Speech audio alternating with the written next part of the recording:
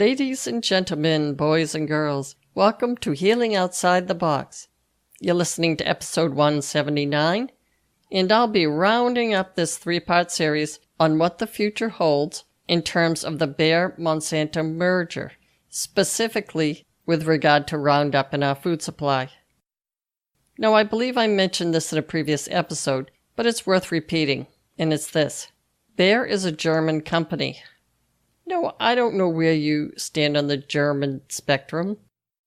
You have your Hitler in the bad times, and they make a good car. But anyway, Bayer is a German company. And because Monsanto is part of Bayer, this may allow Monsanto to be sneakier about following those pesky U.S. toxicity rules. Specifically about what's in our food supply and whether or not it causes cancer. Now, I'm not saying that Germany has better or worse rules than us. And by us, I mean US. I'm just saying that the rules are different. By the way, Sri Lanka has already banned Roundup, and they are like another whole country. A bleep whole country, as our fearless leader likes to put it. Or a bleep whole country. Sri Lanka banned Roundup because it causes kidney disease in humans. By the way, Brazil, Mexico, the Netherlands, and Canada have already started the process of restricting or banning Roundup as well. Perhaps the most important people who need to weigh in on this merger are the farmers. And when it comes to the Bayer-Monsanto merger, they say no. Gee, what a surprise. Apparently, nearly 1,000 farmers from 48 states, representing all sectors of farming, were asked about this Bayer-Monsanto merger. And here are the results.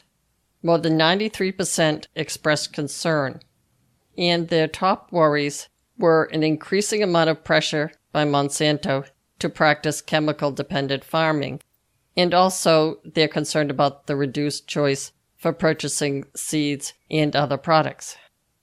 They broke the survey down into specific questions. Over 70% of farmers report resistant weeds that have already caused them to use higher and higher levels or doses of these herbicides. When we're talking about Roundup, the active ingredient is glyphosate, but there are other herbicides and insecticides that Monsanto puts out. The other thing they were surveyed on is something called chemical drift. Over 90% of farmers are concerned that pesticide drift will impact their ability to grow organic crops. The specific chemical that farmers are most concerned about is dicamba, or dicamba drift.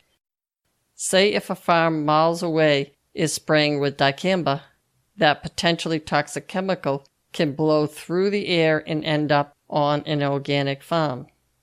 And I'm guessing if it's an organic farm, the farmer is not crazy about having dicamba land on his land, literally. This is a problem that Monsanto can't solve, and Bayer doesn't care about.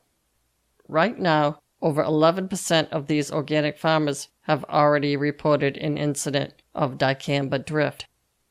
The president of the National Farmers Union, a guy named Roger Johnson, has said this, quote, "Family farmers deserve fair prices.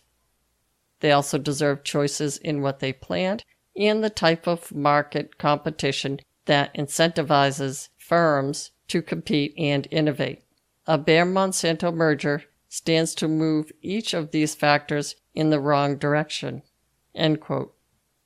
I'm not sure if I mentioned this last week, but glyphosate from Roundup is not included in the U.S. government's testing of foods for pesticide residues or the monitoring of chemicals in blood and other tissues. As a result, there is no information on how much people are exposed to, either from food or from their backyards. But I believe that is going to change. More than likely it will, and maybe sooner rather than later. And that's the good news. For a little background on where we are in the testing category, the U.S. government sampled water in 38 states and found the active ingredient in Roundup, called glyphosate, in rivers, streams, wastewater, and let's just assume drinking water. Glyphosate was found in 70% of rainfall samples. Apparently, this chemical attaches itself to tiny soil particles, which are then swept off farm fields or neighborhood lawns, then taken up into the atmosphere for quite a while before finally dissolving in moisture and coming down as rain. So it's literally raining carcinogens. I don't think Americans will be able to tolerate this for very long, especially because we're all getting pissed off about that whole orange-haired guy thing. I think he's our fearless leader, but hopefully not for long. And this might come up because one of those African bleep hole countries have already advanced farther than us and banned it nationwide. I found another article in addition to the one I mentioned last week about this whole glyphosate versus the roundup formulation. This particular research article confirms other research done suggesting that the formulation of roundup, the stuff that's actually in that container, is even worse in terms of causing cancer than the active ingredient alone, which again is glyphosate. I should probably give you some historical perspective on how we got here. I just read a National Geographic article that mentioned that Roundup has actually been around for a while. But before genetically engineered crops, residues in food were relatively rare. In addition, since 2005, the use of glyphosate just prior to harvesting has become more commonplace. Farmers were told by Monsanto that the use of Roundup in their Roundup-ready seeds, in other words, genetically modified to withstand large doses of Roundup, would allow them to grow the crops closer together and therefore have a greater yield. Then the farmers were convinced by Monsanto that spraying the crops with Roundup before harvest would increase the weight and yield further. More yield equals more money, so the farmers did that. Then the farmers realized that adaptation by the weeds would eventually take place, and did, and then they would need larger and larger doses of Roundup to kill the weeds. So here we are. Now we have glyphosate picked up in 90% of 300 soybean samples that were tested. These are the soybeans that we are eating, people. Now, if you say, I don't eat tofu, well, yes, but you may eat salad dressing, crackers, cookies, and, well, just about everything else. Because soybeans are used as a filler, as an oil, as an emulsifier, a thickener, and I'm sure I forgot something. So here's where we are once again. We are eating weed killer, quite literally. In the future, we may find that the problem not only is that Roundup is getting on the crops, it might also be the sterilization that is going on in the soil that is part of the problem. And this would be the problem with both herbicides and pesticides. But since we've smartened up, we now know that it is very important to have soil with lots of microbial life, because those microbes, bless their souls, make things that we need, like vitamins, flavor compounds, and by themselves may help stock our friendly bacteria inside our gut. So it is important to have good microbial life inside our guts. It's important to our immune system, and it's possibly important to our brain health.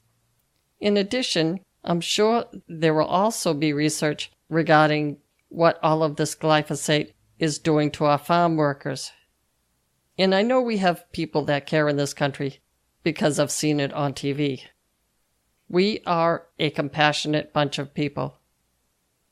And we also know if something is killing our farm workers, it will eventually kill us.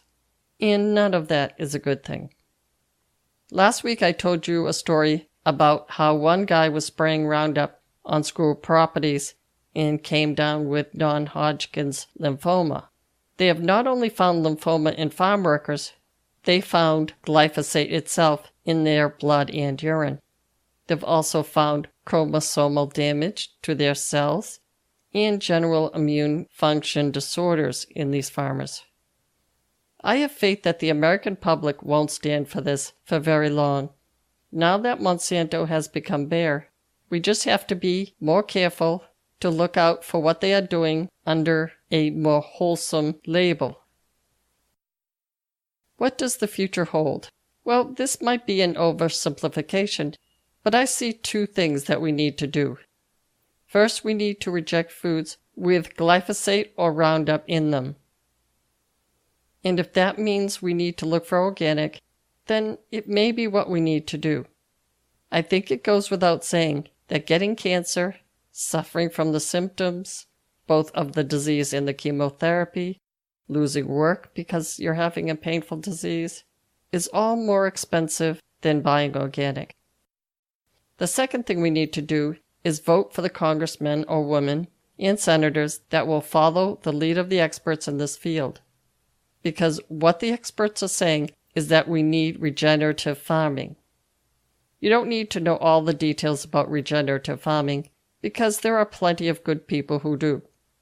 We need to vote for the senators and congressmen and women who will allow the people who know what they're doing to make regenerative farming a thing nationwide. And I promise that if there is any breaking news about what Monsanto or Bayer is doing to our food supply, I will pass it along to you. Now that's all I have for you today. Be well and stay tuned next week for another episode of Healing Outside the Box.